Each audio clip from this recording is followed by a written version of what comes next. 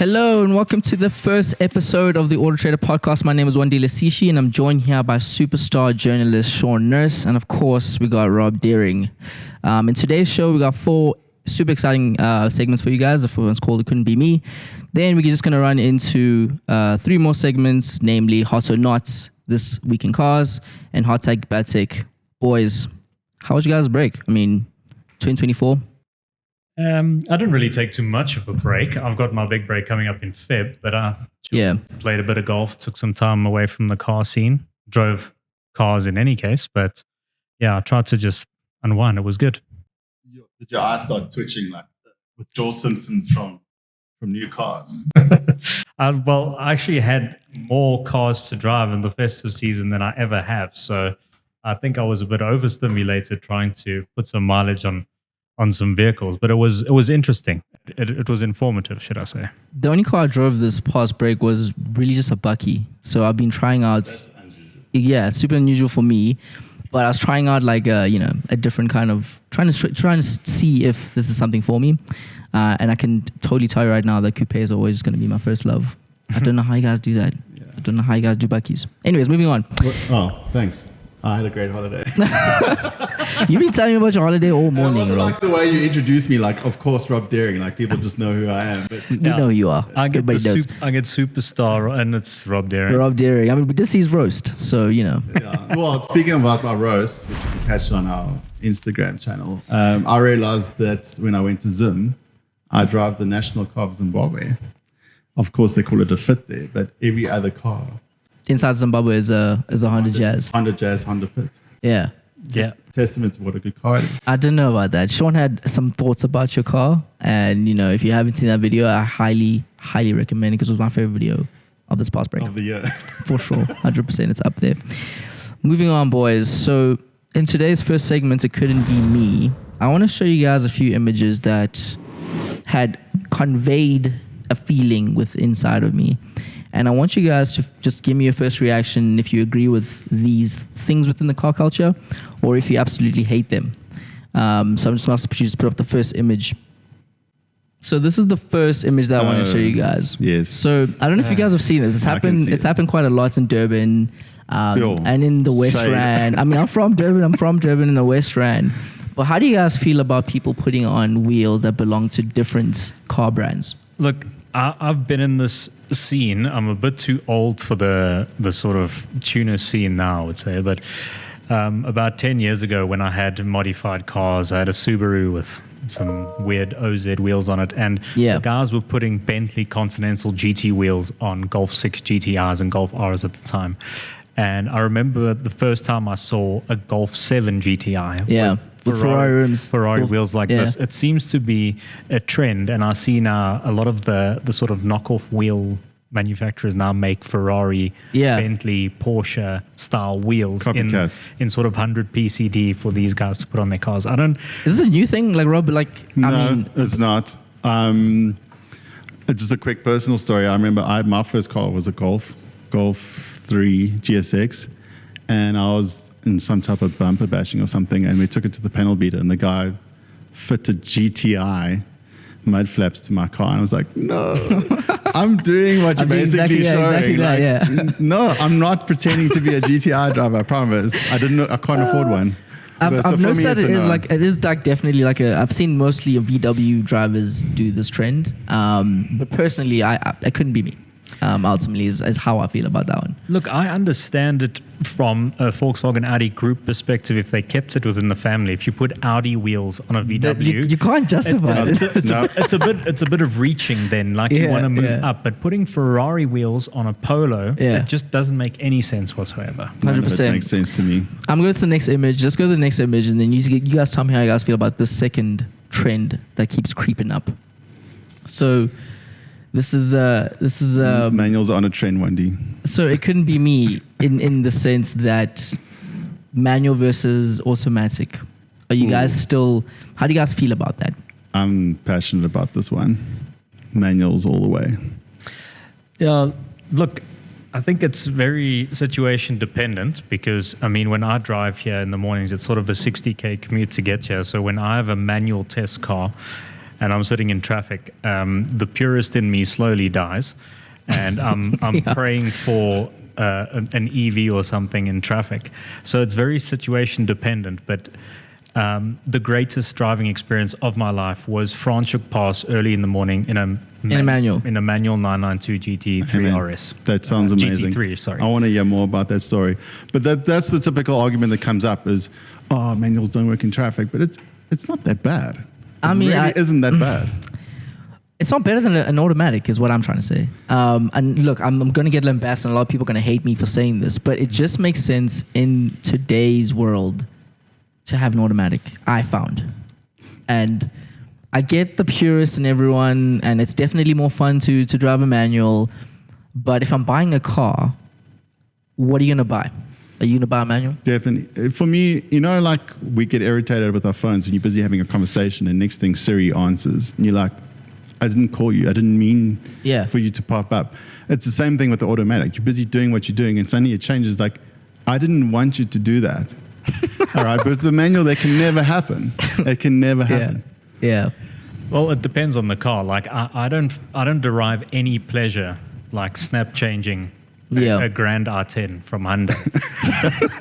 But give me a Honda Civic Type R. So it's car dependent, basically. Is what you're saying. Very much so. Yeah. He's got really good points.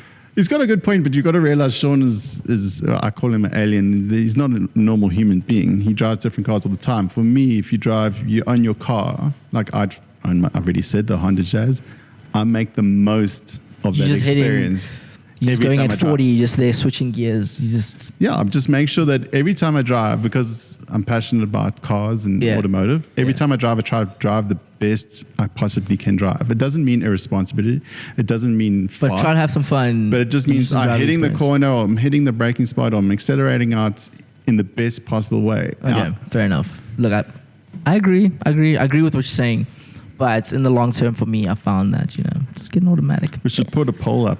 We should put up a poll and see exactly what people feel. I got one more image for you guys. The third item is, what do you guys see when you look at this image? Like, what do you see that's wrong with this image? I feel like this is a trap. Yeah, it definitely can be a trap. Okay, I'm gonna tell you. I'm gonna point you to the right direction. But look where this person's closing the door, where their hand is. Oh, fingerprints. Fingerprints on doors. So I drive a coupe, and one of the things I hate the most is people closing my door with the windscreen. Well, especially, what do you call it? Frameless. Like a frameless, car door. Especially 1D's car. You've got those windows, the frameless ones that they go up and down, when you open. As soon as you close the door. I've always wondered how long those motors last, if they're constantly working like that. So far, so good, eh? So I've seen one that sort of went up once and then was like, I'm not coming back down. the worst, so you can't even open your door. The worst situation I've had was when my car battery was dying. That's one of the features that stops working first is... It's scary, right? Like the dashboard's like a terrifying. Christmas tree. Like, I've destroyed the engine, the whole car is not working. I've never gone that far down the line of having a dead battery, but Yeah, it's scary when your car doesn't have voltage. The sensors in that are not supplied with the correct current, and the car just freaks out. So you think everything is broken, but replace the battery, and it's generally okay. 100%. Well, that's the last image I had for you guys. But the third one, please, guys. If you know somebody with with frameless windows, please don't close the door there. It's just a sin. I would go as far as calling it a sin. Moving on, guys, hot or not. So this is the second segment, and in this segment, Sean, you wrote a really interesting article about cars that are coming out in 2024. I was hoping you could maybe just walk us through some of the cool cars that you think are coming out, and maybe we can just discuss how you feel about them, if you're also excited about it. I don't know. Yeah, I've been checking out this article. Every year I love these type of articles. And Sean, I've got to say, this is a really long one. It looks like it's going to be an exciting year. Yeah, I mean, I know in this top 5 or 6 that we're mentioning here, we don't include Mercedes-Benz or Mercedes-AMG or Mercedes-Benz Commercial, but they have got a lot of cars coming this year. Every single year, though, they come out with like 8 different I new think- models. I understand how they keep pumping out cars. I think there's 13 from Mercedes-Benz, excluding commercial alone this year. These are brand new models, not facelifts. These will be a combination of facelifts and new derivatives of existing ranges and new models, but 13 big launches for Mercedes, which is crazy. One of the ones that she spotlighted was the Land Cruiser Prado, and I think maybe we can just bring up an image of it. But I mean, Stunning. Look at that. what are the thoughts on this, and like why should people get excited about this vehicle coming out? I'm scared about what the price is going to be. I think if you are seeing this for the first time, you're too late. Probably for the next couple of years, because every Toyota fan, This is probably going to want. This is the one to have. it's on the waiting list. I'm sure this, or there's the 70 series. Yeah. Received its first updates in how long, and it's getting that 2.8 GD6 diesel from the Hilux and Fortuner. So The 70 series, those are the Buckies, right? Those are like the old ones had a 4.2 non-turbo diesel, which was pop.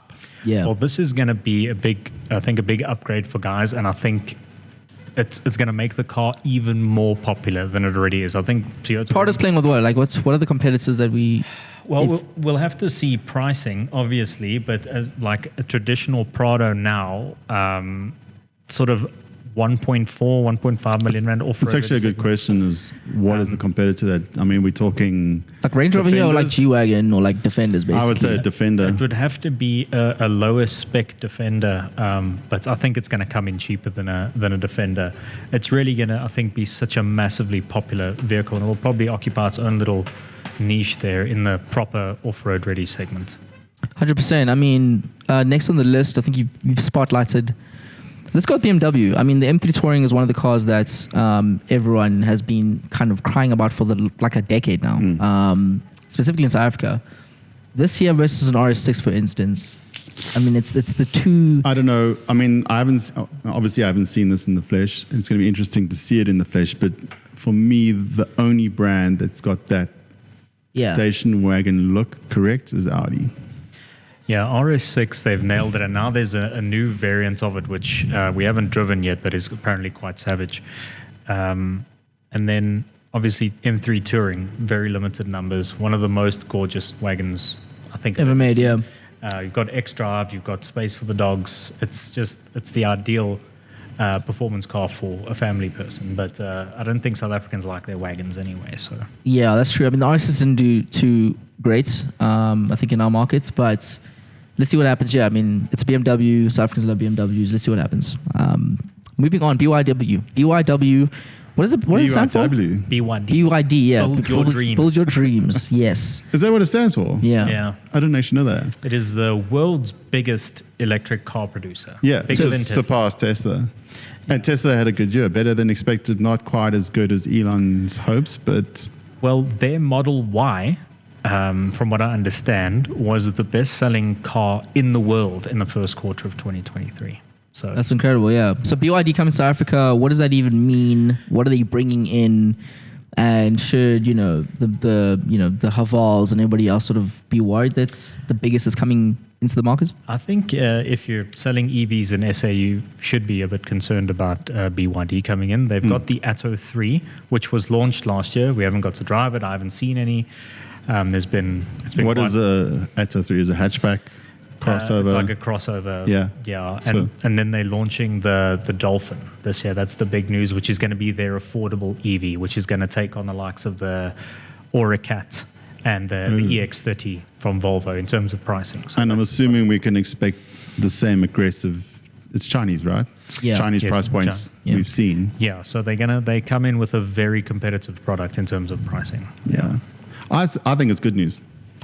For what? For It the puts EV? pressure on everyone else. Yeah, I mean, Yeah. more competition means things get cheaper for consumers, right? And that's ultimately a good thing. Yeah, let's see what happens. I'm going to keep looking out for them. I'm not sold yet, to be honest, but, we'll see what happens. So GWN is also launching a new vehicle. Can you walk us through what we're looking at here? So this will be part of GWM rebranding itself or its light commercial division as P Series. So P Series will be a separate division. Tank will be a separate division, and Aura will be a separate division. And then there'll be obviously Haval, and then there'll be the umbrella company. What was the original name for P Series again? It was rude. the Pur. Yeah. Yeah. So this is called the Shanghai Cannon, and this is going to be a bigger version of the P series that we know, as you can see. What is this? Massive What is this? Are we looking at what like You're looking like at- a Ram, like a Dodge Ram sort Yeah. of You're looking- sizes, or You're kind of looking at like New Ranger, like Okay. maybe a little bit bigger than a New Ranger, but the New Ranger is a big bucky. I think people Yeah. underestimate how much bigger that is than a Hilux now. It's got that American look. It to does. I see where one is going. It seems like our buckies are just getting bigger and bigger. And we're going to, I mean, my wife and I are busy watching that show. What's it called? Yellowstone. Yeah. And there the owner drives, I think it's a Ram, and it's got 4 wheels, 2 pairs at the back. Yeah. And we're like, is that what's where the we're point? going? Is yeah, exactly. 6x6. 2026 in South Africa, we could be driving 6-wheel buckies. Crazy. Insane. Anything else that you spotlighted, Sean, before we move on, that people should just look out for? There's going to be a facelifted version of the Porsche 911 992.2, which might go to naturally aspirated Of engines. course, Sean had to include a Porsche. Yeah. Lamborghini is launching the scrambled egg, also known as the Revolto, Yeah, yeah. which is a big deal. Aston Martin DB12. So good year for supercars. McLaren 750S is already here, but they're going to be doing a proper launch for that this year. So big year for supercars, and maybe we'll even get to drive a few. Should be interesting. The only one I want to spotlight is definitely the Volvo X, the EX30, which will be coming out, I think, in like the end of the year. I'm really excited about this. I think it's going to make some waves. Funny enough, I'm currently working on the reports, and there's some interesting stuff that have come out with regards to Volvo. I don't want to spoil anything right now, but just watch the space. I think Volvo might be a big player in that game. All right, boys, moving on to the next segment. This one is pretty easy. This week in cars, I read another article, and I want to get you guys' take on this. Is a hybrid car a good option for students? Such a great topic because obviously, it's a new year and students are getting new cars. Do you think a hybrid car is a good option for students? What are the advantages? What are the disadvantages? Let me just get your take. Well, I wrote the article, so I won't get too involved. But Yeah. I think my basic summation is if you've got the means to own a hybrid as a student, it's very advantageous because they are lighter on fuel. But the big disadvantage is the initial capital outlay. And I think what I discovered driving a hybrid extensively throughout the December period is the more mileage you do to try and recuperate that initial cost, the closer the hybrid does get to the ICE car. But the shorter the period, the harder it is for the hybrid to catch up to the ICE car. But more driving means more depreciation. Yeah, so it's really tough without government incentive for a hybrid to make any financial sense in South Africa at the moment, which is sad because I think that really is the future for mobility here. How much lighter are we aren't they talking? cheaper? Aren't they cheaper hybrids like that kind of offset some of those costs? So Toyota with the Corolla Cross hybrid, they probably have the best option in that regard because a standard Corolla Cross versus a Corolla Cross hybrid, the pricing gap isn't as big as in the case that I use with the GWM or the Haval Jolion, should I say, where it even after 5 years, the internal combustion engine car was still overall cheaper